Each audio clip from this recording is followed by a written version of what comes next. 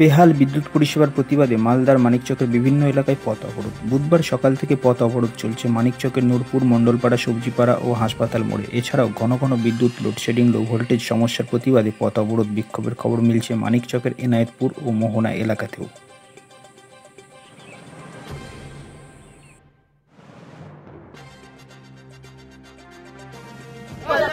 আমরা হাটের মানুষ, বাজার ছেলেপেলা পড়ালেখা করবে, তাহলে পড়ালেখা কিরকম করবে?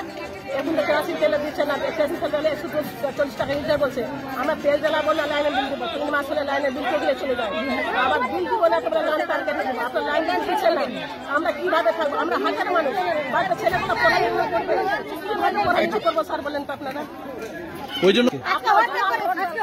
জন্য আমরা হরতাল করেছি। আমাদেরকে 24 ঘন্টা লাইন দিবে, আমরা বিল দিব।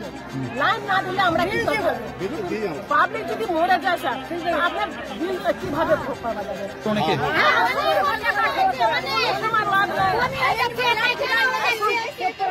লাইন থাকছে, তাহলে লাইনটা পালালো, কোনো অসুবিধা, কোনো লাইন নাই। কত মানুষ দেনা করবে, কতক্ষণ কি করবে?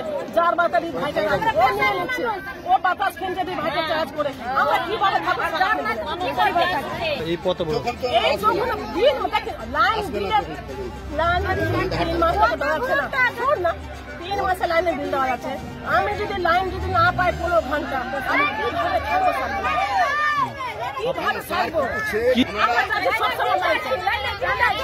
আপনার নাম? আমার নাম রেখা দিদি। শামসিরহাট যাচ্ছিলাম। শামসিরহাট, কি পরিস্থিতি এখানকার? এখানে কারেন্টের জন্য পথ অবরোধ করেছে। পথ অবরোধে আমরা ফেসে আছি। এখন কতক্ষণ পর্যন্ত থাকবো কোনো হিসাব নাই। এটা নূরপুর কলোনি, মণ্ডলপাড়া। এর আগেও তো দেখলাম নূরপুরে আরো কয়েকটা জায়গায় অবরোধ করা হয়েছে। এর আগেও আছে, ওখান থেকে কোনো রকম বেরিয়ে চলেছিলাম, কিন্তু এখান থেকে বেরাতে পারছি না। 100% করতে হবে, 100% করতে হবে। কেন 5 দিন থেকে আমরা ঘুমাতে পাইনি।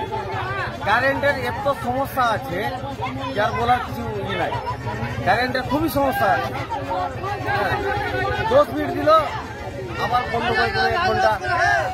1 ঘন্টা দিল তো গোটা সারা রাত নাই। এরকম কারেন্টের সমস্যা চলতে 5 দিন থেকে এরকম খুবই চলছে। প্রায় মোটামুটি 1.5 ঘন্টা থেকে দাঁড়িয়ে আছে। কেউ কি এসছে, পুলিশ বা কেউ কি এসছে? কোনো প্রশাসন না, কোনো ভিডিও না, কোনো প্রশাসন আসে। এটা সেদিক ছিল, সেদিক খালি ছবি করে নিয়ে চলে গেল। আপনার নামটা বলবেন? আমার নাম এমডি মাসলাউদ্দিন।